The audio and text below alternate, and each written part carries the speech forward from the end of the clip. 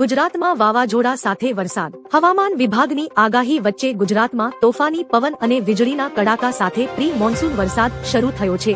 અમદાવાદ, વડોદરા અને દક્ષિણ ગુજરાતમાં 50 થી 60 કિમીની ઝડપે ફૂંકાયેલા વાવાઝોડાને કારણે વૃક્ષો અને સોલાર પેનલો ઉડી હતી. દાહોદમાં મહાકાય સાઇન બોર્ડ ધરાશાયી થતા એક વૃદ્ધનું મોત થયું છે અને 2 લોકો ઇજાગ્રસ્ત થયા છે. તંત્ર દ્વારા આગામી 4 દિવસ ભારે વરસાદની આગાહી કરવામાં આવી છે.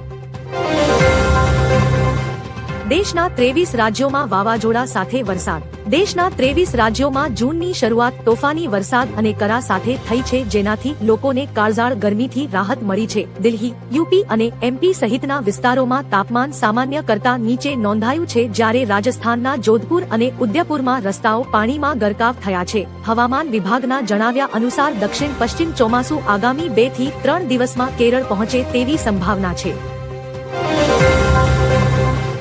સવારમાં સારા સમાચાર. હવામાન વિભાગના જણાવ્યા અનુસાર આગામી 2 થી 3 દિવસમાં ચોમાસું કેરળ અને તમિલનાડુના કેટલાક ભાગોમાં પ્રવેશ કરશે. આ ઉપરાંત દિલ્હી અને યુપી સહિતના અનેક રાજ્યોમાં 5 જૂન સુધી વાવાઝોડા સાથે વરસાદની પ્રક્રિયા ચાલુ રહેશે, જેનાથી લોકોને કાળઝાળ ગરમી અને લૂમાંથી મોટી રાહત મળશે. જો કે આ સમયગાળા દરમિયાન વીજળી પડવાની સંભાવના હોવાથી લોકોને સાવચેતી રાખવા સલાહ આપવામાં આવી છે. અડધી રાત્રે ગુજરાત સરકારનો મોટો નિર્ણય. ગુજરાતમાં સાયબર ક્રાઇમ અને ડિજિટલ છેતરપિંડી આચરતી ગેંગને નાથવા રાજ્ય સરકારે મોટો નિર્ણય લીધો છે. ગૃહ રાજ્યમંત્રી હર્ષ સંઘવીએ મોડી રાત્રે તમામ ઉચ્ચ પોલીસ અધિકારીઓ સાથે ઇમરજન્સી હાઈલેવલ બેઠક યોજી હતી. આ બેઠક બાદ આજથી એટલે કે 2 જૂન 2026થી સમગ્ર રાજ્યમાં ઓપરેશન મ્યુલ હન્ટ 2 લોન્ચ કરાયું છે. મ્યુલ એકાઉન્ટ ધારકો અને સાયબર ગુનેગારો વિરુદ્ધ સર્જિકલ સ્ટ્રાઇકના આદેશ અપાયા છે. વાવ, થરાદમાં ભારે પવન અને વરસાદના કારણે 3 લોકોના મોત. વાવ, થરાદ અને ભાભર પંથકમાં મોડી રાત્રે વાવાઝોડા અને ભારે વરસાદે તબાહી મચાવી છે. અલગ દુર્ઘટનાઓમાં 3 લોકોના મોત થતા સમગ્ર વિસ્તારમાં શોક છવાયો છે. વાવના માડકા ગામે તેજ પવનથી પશુઓનો શેડ તૂટી પડતા લોખંડનો એંગલ વાગવાથી ભગવાનભાઈ પટેલનું મોત થયું હતું, જ્યારે થરાદના જામપુર ગામે ગાજવીજ દરમિયાન ધનીબેન કટારિયા પર વીજળી પડતા તેમનું ઘટના સ્થળે જ મોત નીપજ્યું હતું. બાબ અલ મંદેબ સ્ટ્રેટ પણ થશે બંધ. હોર્મુઝ સ્ટ્રેટ પર ચાલી રહેલી નાકેબંધી વચ્ચે હવે ઈરાને સંકેત આપ્યા છે કે તે વિશ્વના સૌથી મહત્વપૂર્ણ દરિયાઈ માર્ગોમાંથી એક એવા બાબ અલ મંદેબ સ્ટ્રેટને પણ બંધ કરી શકે છે.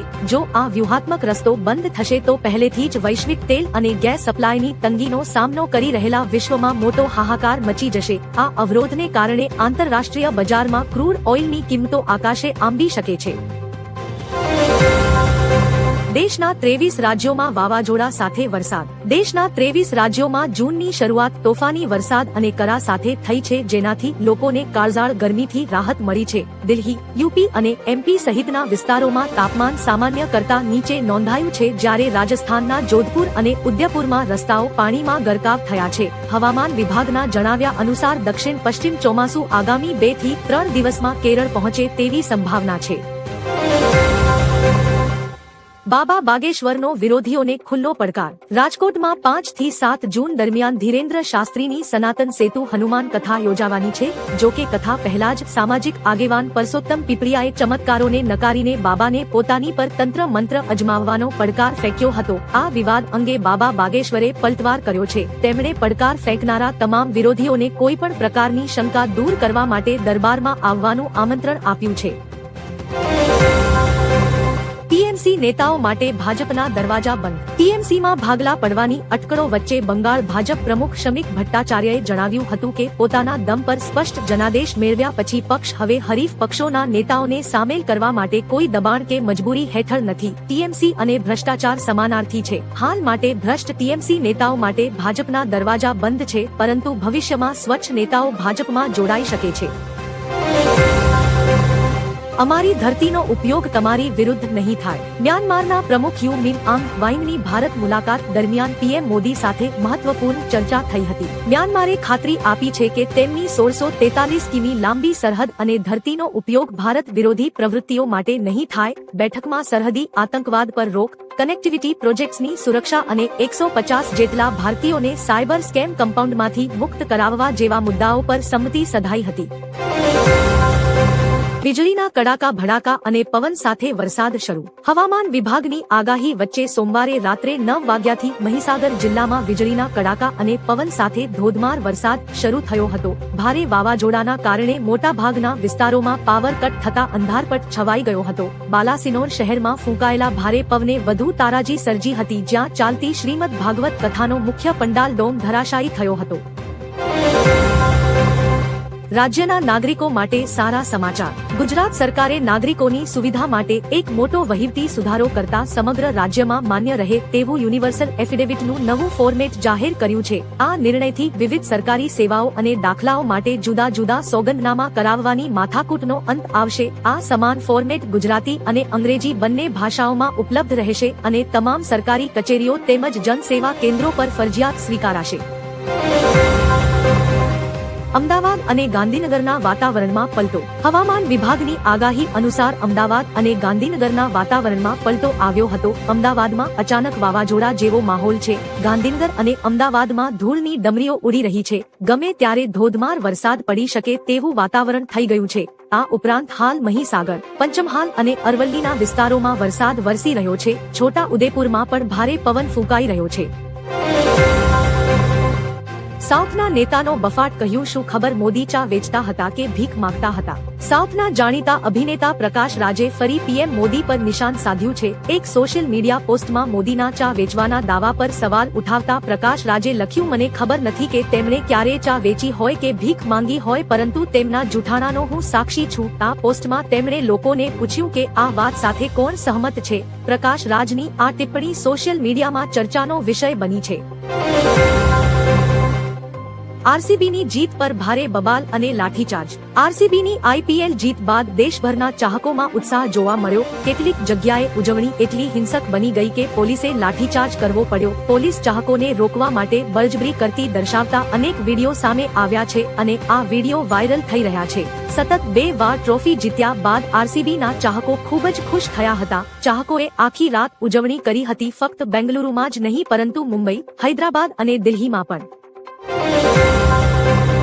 ફરી યુદ્ધ શરૂ. ઈરાને સોમવારે સવારે કુવૈત પર મોટો હુમલો કરીને મિસાઇલો અને ડ્રોનનો મારો ચલાવ્યો છે, જેથી સમગ્ર દેશમાં યુદ્ધના સાયરન વાગવા લાગ્યા છે. કુવૈતની સેનાએ એર ડિફેન્સ સિસ્ટમ એક્ટિવ કરી હુમલાને રોકવા પ્રયાસો શરૂ કર્યા છે. બીજી તરફ અમેરિકી સેન્ટ્રલ કમાન્ડે પણ ઈરાન દ્વારા MQ-1 ડ્રોન તોડી પડાયા બાદ તેના એર ડિફેન્સ અને કંટ્રોલ સ્ટેશનો પર જવાબી સેલ્ફ ડિફેન્સ હુમલા કર્યા છે. વરસાદે બોલાવી ધબધબાટી. હવામાન વિભાગની આગાહી અનુસાર રાજ્યમાં વરસાદ વરસ્યો હતો. નવસારી, અમદાવાદ, રાજુલા, અરવલ્લી અને સાબરકાંઠા જિલ્લાઓમાં વરસાદે ધબધબાટી બોલાવી હતી. કમોસમી વરસાદ વરસતા સમગ્ર વિસ્તારોમાં ઠંડક પ્રસરી હતી, જે બાદ લોકો ગરમીથી હાશકારો અનુભવ્યો હતો. વરસાદના પગલે જાહેર રસ્તાઓ પર વરસાદી પાણી ફરી વળતા વાહન ચાલકો તેમજ રાહદારીઓને ભારે હાલાકીનો સામનો કરવો પડ્યો હતો. ભીષણ ગરમીથી સાવધાન રહો. પીએમ મોદીના મન કી બાતના 134માં એપિસોડમાં વડાપ્રધાન મોદીએ રમતવીરોની પ્રશંસા કરી હતી. સાથે જ પીએમ મોદીએ લોકોને ગરમી સાવધાન રહેવું અને ગરમી દરમિયાન પુષ્કળ પાણી પીવું અને સરકારી માર્ગદર્શિકાનું પાલન કરવા પણ વિનંતી કરી હતી. વધુમાં પીએમ મોદીએ ગરમી સામે રક્ષણ મેળવવા કેરીના પાંદડા, લસ્સી, છાશ અને સત્તુ જેવા ભારતીય પીણાનો ઉલ્લેખ કર્યો હતો. મુંબઈ, થાણે અને નવી મુંબઈમાં વરસાદ. શનિવારે સાન્તાક્રુઝમાં લઘુત્તમ તાપમાન 30 ડિગ્રી સેલ્સિયસ નોંધાતા મુંબઈકરોએ રાત્રે પણ અસહ્ય ગરમી વેઠવી પડી હતી. મુંબઈના દાદર, માટુંગા, સાયન, કુર્લા તેમજ નવી મુંબઈ અને થાણેના વિવિધ વિસ્તારોમાં સવારે વાદળછાયા વાતાવરણ વચ્ચે હળવો વરસાદ પડ્યો હતો. હવામાન વિભાગના જણાવ્યા અનુસાર સોમવારે પણ મુંબઈમાં હળવા વરસાદની શક્યતા છે, જ્યારે મંગળવાર માટે વરસાદનું યેલો એલર્ટ જાહેર કરવામાં આવ્યું છે.